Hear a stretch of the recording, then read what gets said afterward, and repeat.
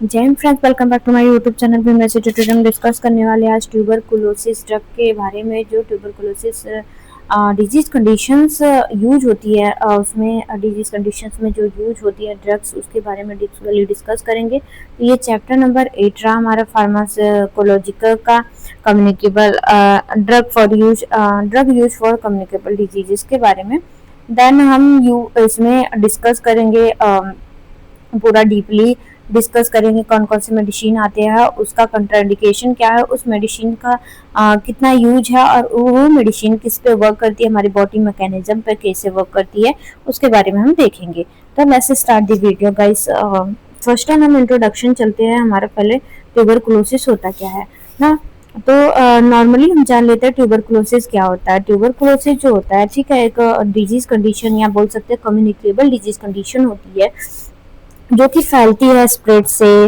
और किसी का क्लॉथ वगैरह अगर स्नीजिंग्स वगैरह कर रहे हैं तो उसके ड्रॉपलेट्स वगैरह से फैलती है, ठीक है। ये ट्यूबरकुलोसिस जो होती है कि ये मोर वायरल इन्फेक्शियस डिजीज भी होती है, बिकॉज की ये लंग्स डिजीज होती है। ये ज़्यादा से ज़्यादा स्प्रेड जो होती है देखने को मिलती है ज़्यादा से ज़्यादा हमारी पब्लिसिटी के एरिया में, कम्युनिटी एरिया में।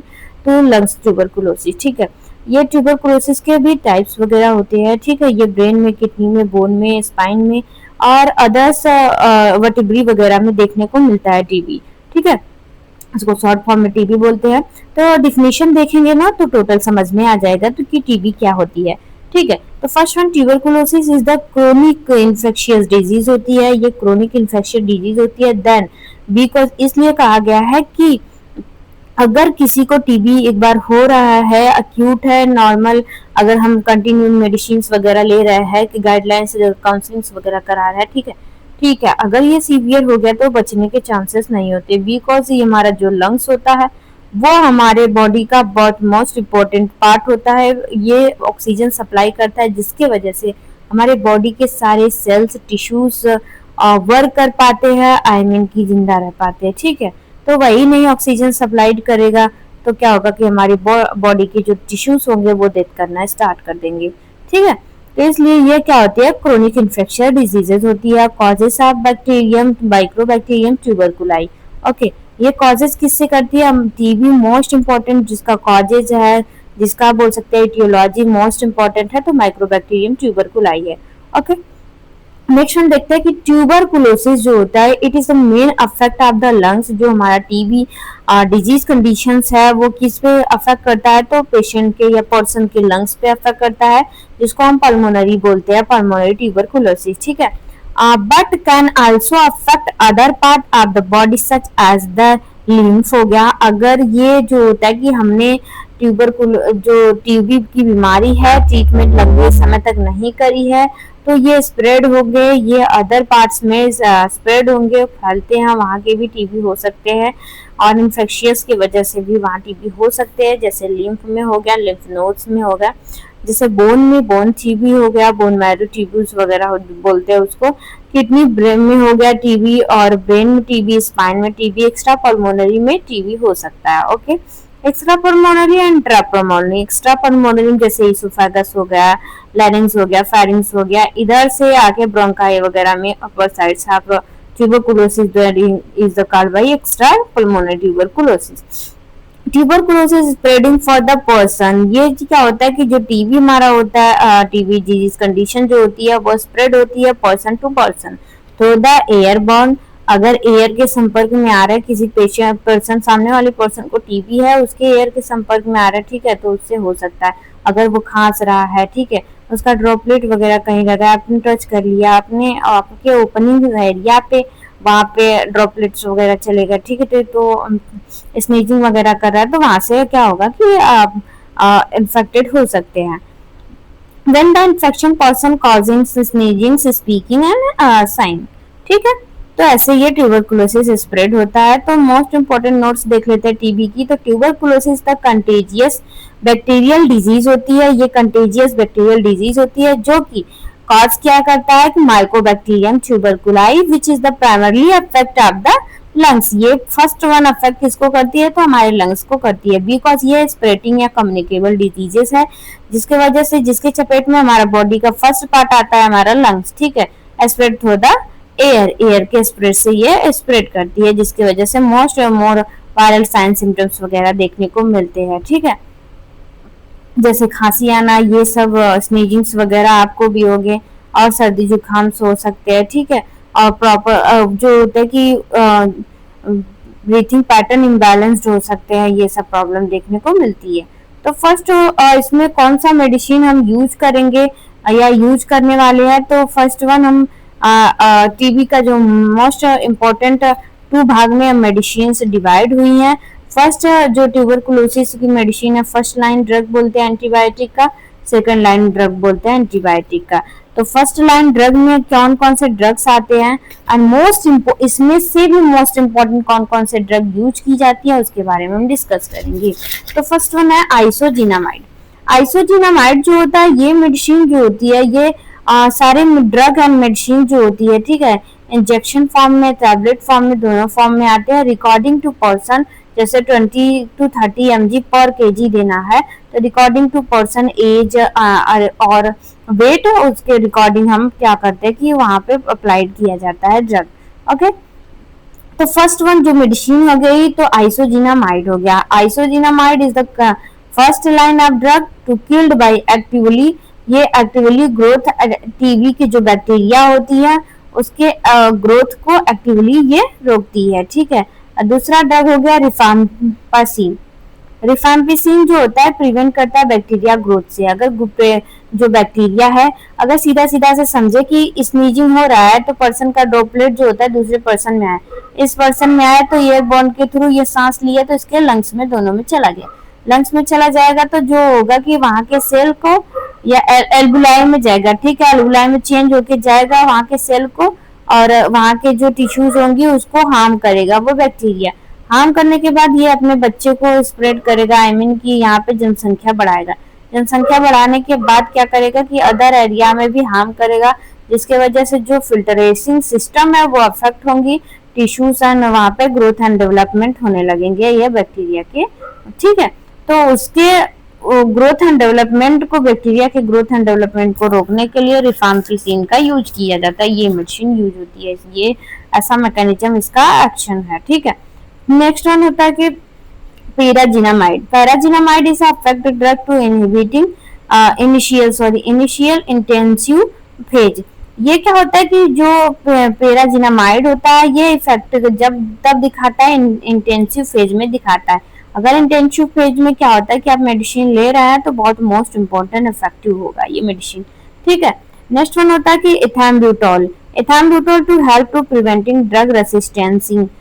ये क्या करता है कि इथैम्ब्यूटोल जो होता है कि हेल्प करता है प्रिवेंट करने में, क्या कि ड्रग रेसिस्टेंस को प्रिवेंट करने में हेल्प करता है। इट मीन्स कि अगर जो ड्रग जो होते हैं कि हार्म करते हैं, प्रॉब्लम करते हैं, तो अगर लंबे समय से कोई मेडिसिन वगैरह आप ले रहे हो, ठीक है, तो वही ड्रग आप पे काम नहीं करना स्टार्ट कर देता, तो ये ड्रग वो क्या होता है कि वहाँ पे हेल्पफुल होते हैं।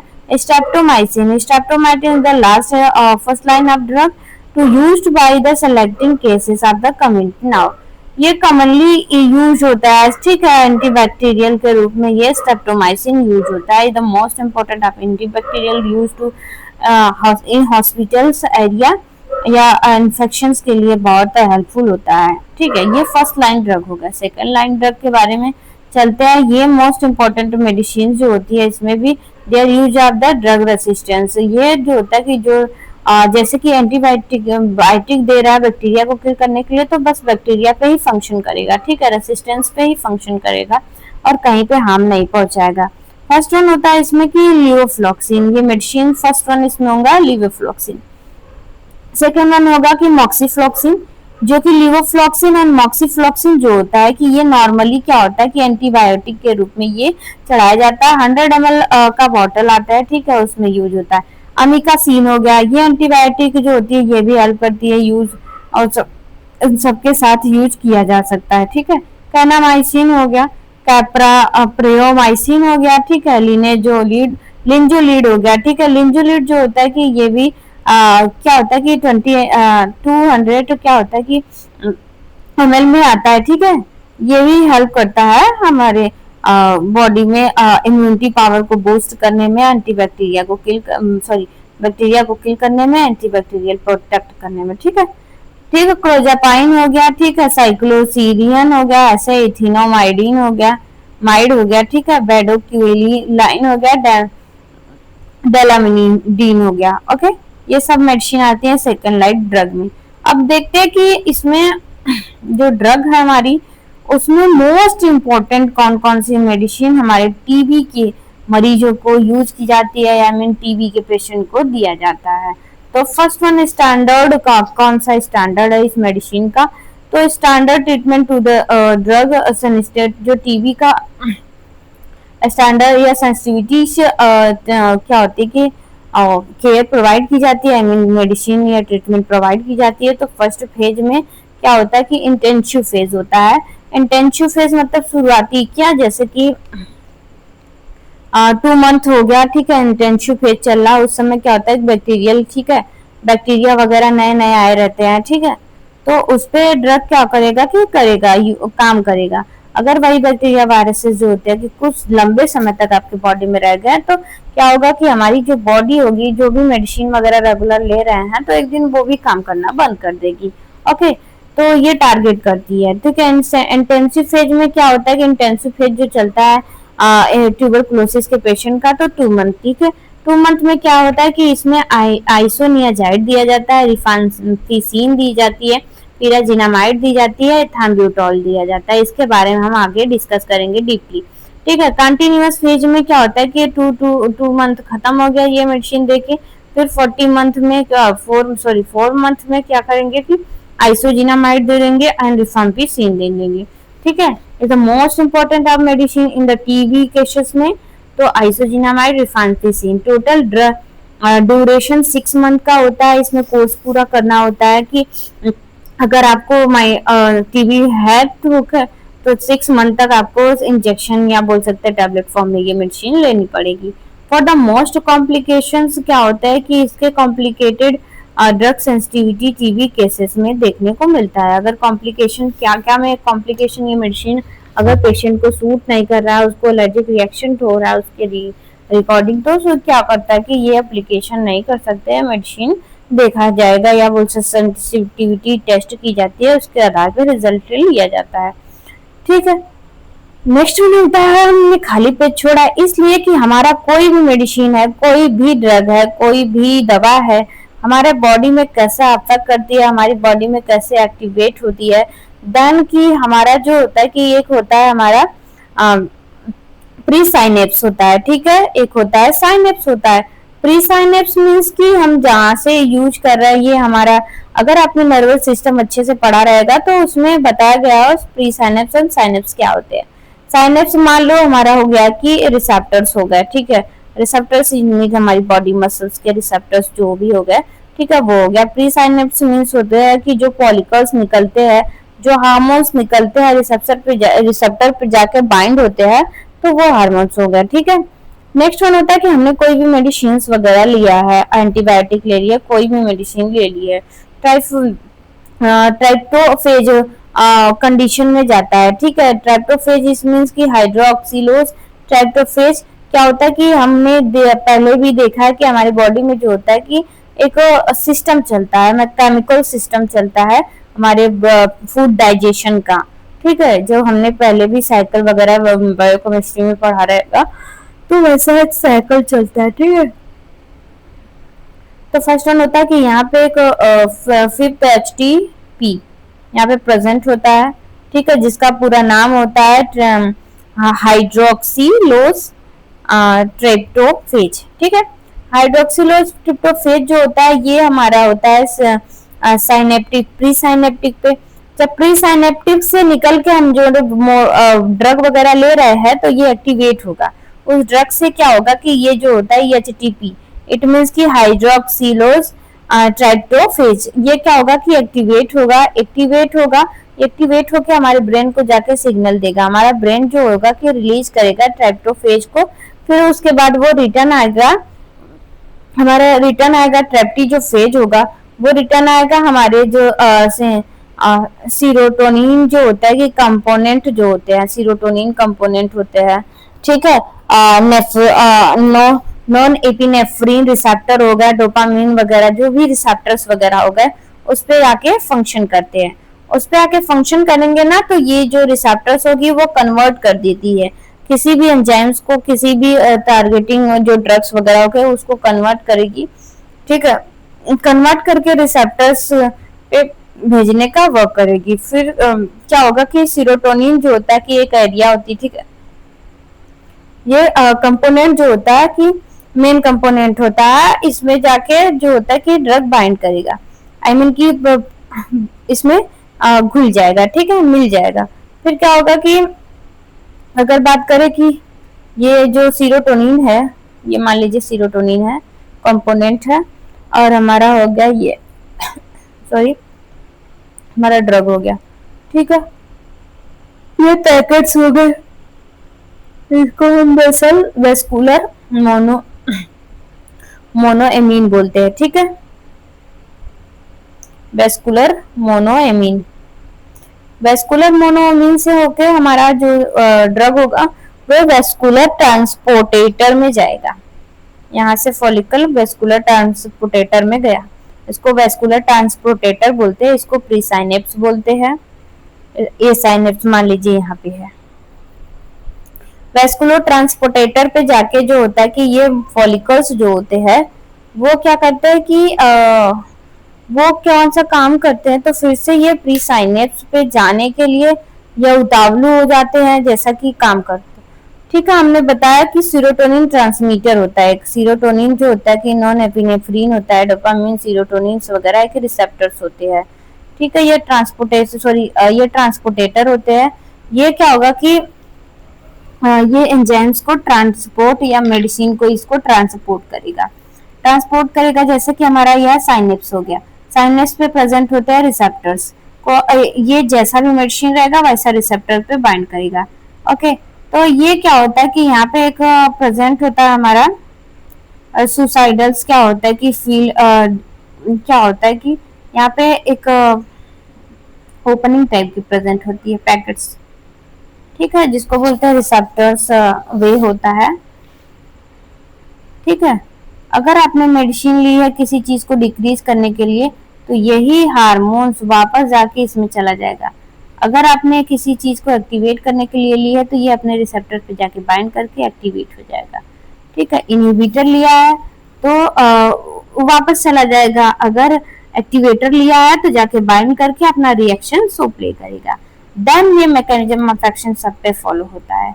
ओके, ठीक है, तो ये रिसेप्टर्स हमारे हो गए, जैसे गाबा रिसेप्टर्स हो गए, न्यूरो रिसेप्टर्स हो गए, डोपामीन हो गया, सिंपैथेटिक नर्वस सिस्टम रिसेप्टर, ये सब जो हो गए, ये क्या होता है कि वहां पे ऐसे फंक्शन करे। नॉन एपिनेफ्रीन हो गया, गाबा रिसेप्टर्स हो गए, ऐसा अल्फा वगैरह रिसेप्टर्स जो वगैरह प्रेजेंट होते हैं उस पर बाइंड करके वैसे फंक्शन प्ले करता है। ठीक है, ऐसा मेडिसिन प्ले करता है फंक्शन। नेक्स्ट वन होता है कि हम क्लासिफिकेशन देखेंगे, इसमें यहाँ लिखना चाहिए था हमारा क्लासिफिकेशन क्या होता है। ठीक है, सॉरी, ये क्लासिफिकेशन हो गया। क्लासिफिकेशन में फर्स्ट ड्रग आता है हमारा आइसोजिनामाइड। आइसोजिनामाइड के बारे में हमने आगे डिस्कस करा था, नॉर्मली डिस्कस करा था, तो इसमें क्या डिस्कस करेंगे हम, डिफिनेशन से टू लेके इंडिकेशन तक हम डिस्कस करेंगे एक एक ड्रग के बारे में। तो ये फर्स्ट ड्रग है, फर्स्ट टाइप ऑफ ड्रग है टीबी का। तो isoniazid is the first line of antibiotic होता है, सॉरी एंटी ट्यूबरकल ड्रग होता है, used to the prevent and treatment of tuberculosis. ठीक है, highly effective against to mycobacterium tuberculi, ये जो होता है मेडिसिन हाईली इफेक्ट होता है माइक्रोबैक्टीरियम ट्यूबरकुलाइसिस। ये ड्रग क्लास फर्स्ट होता है। ठीक है, एंटीबैक्टीरियल का, बैक्टीरियल किल दो activated and multiple TB bacteria, ये क्या करते हैं, मल्टीपल टीबी बैक्टीरिया जो होती है उनको किल करने का काम करती है। इनका वर्क क्या होता है, ये मेडिसिन जो होता है कि आइसोनियाजाइड का जो काम है, जो मेन फंक्शन है वो क्या करती है, तो मैकेनिज्म ऑफ एक्शन क्या होगा, inhibiting synthesize of mycolic acid. अब बोल सकते हैं कि जैसे धान का खेत देखे होंगे, उसके पत्ती पे हम कितना भी पानी डालते हैं, ठीक है, वो छटक जाता है, आई मीन की हट जाता है, सूखा पड़ जाता है, नॉर्मल ऐसा लगता है कि पानी नहीं पड़ा है उस पर, ठीक है, गीला नहीं होता है। तो एक परत बन जाती है जिसमें पानी क्या होती है, अब्जॉर्ब नहीं होती, छटक जाती है। वैसे ये जो होता है कि बैक्टीरिया जो होती है, अगर कोई नॉर्मल हम एंटीबायोटिक ले रहा है, नॉर्मल ट्रीटमेंट ले रहा है, तो उस पर जाके जो माइकोलिक एसिड्स है ये सॉरी तो उस पर फंक्शन ना करके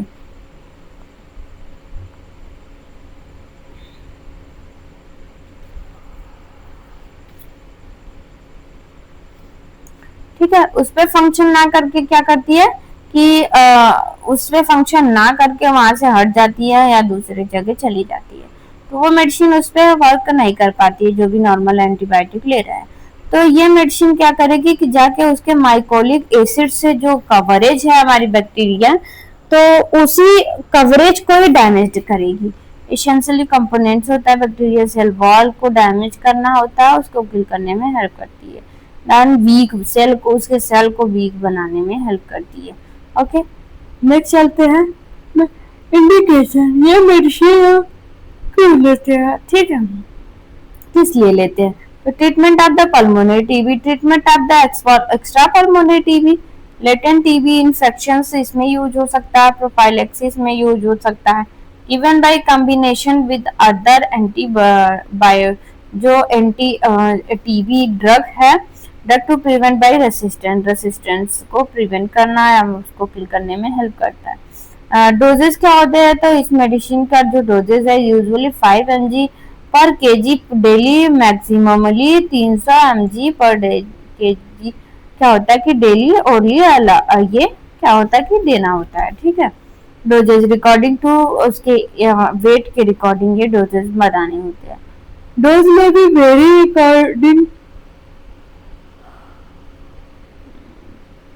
very according to national TB treatment of guidelines and the patient condition.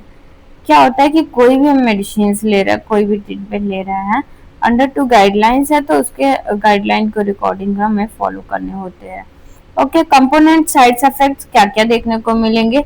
तो पेरिफेरल न्यूरोपैथी जो होगा, पेरिफेरल न्यूरोपैथी देखने को मिलेगा, जो लिंगली आती नंबरनेस एंड हार्ड एंड फीट देखने को मिलता है। तो क्या करना है, साइड्स ऑफ अफेक्ट जो पेरिफेरल लिम्ब है उसको क्या करना है कि उसको प्रोटेक्ट करना है, आई मीन कि उसमें हेल्प करना और उसका ट्रीटमेंट करना। नॉजिया वॉमिटिंग देखने को मिलेगा, ये पेरिफेरल न्यूरोपैथी देखने को मिलेगा, जैसे पैरालिसिस, हेमी पैरालिसिस, स्ट्रोक्स वगैरह कंडीशन देखने को मिलेगा एंड अदर प्रॉब्लम्स देखने को मिल सकते हैं। Loss of the hepatitis, loss of the apatite, ये मेडिसिन जो होता है कि लंबे समय तक आप यूज कर रहे हैं तो आपको भूख नहीं लगेगा, रैशेस पड़ सकते हैं, फटीग हो सकता है। सीरियस साइड इफेक्ट क्या हो सकते हैं? तो हेपेटाइटिस हो सकता है, inflammation of the liver, jaundice देखने को मिल सकता है और देखने को मिल सकता है, सीजर देखने को मिल सकता है। और जो contraindication, severe living diseases, hyper sensitivity, isoniazid, use with the counting, ठीक है। नेक्स्ट हम चलते हैं पेशेंट एजुकेशन के बारे में।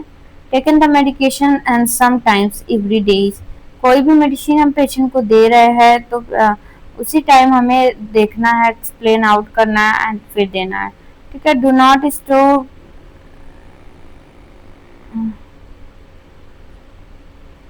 okay, avoid the alcohol, maintenance of good nutrition, keeping the following by appointment for the monitoring and proper तरीके से दवा लेना, पानी पीना, ऑक्सीजन की जो भी होगी ऑक्सीजन की लिविंग लाइफ में, तो उसके बारे में हमें मतलब देना है, अच्छे हवा वगैरह देखना है और उसको मेंटेन करना है। पेशेंट को क्या करना है क्या नहीं करना है सब कंसल्टेंट बताएंगे। इट मीन्स कि कंसल्टेंट के रिकॉर्डिंग जो मेडिसिन वगैरह चलेंगी वो चलेंगी, ठीक है। जानकारी के लिए इतना काफ़ी है, ठीक है। नेक्स्ट वन चलेंगे हम रिफाम्पिसिन की तरफ, नेक्स्ट वीडियो में अगले दिन देखेंगे। Thank you guys, thank you very much, thank you for watching. Next video देखेंगे रिफाम्पिसिन के बारे में, अच्छे से डिस्कस करेंगे। Thank you very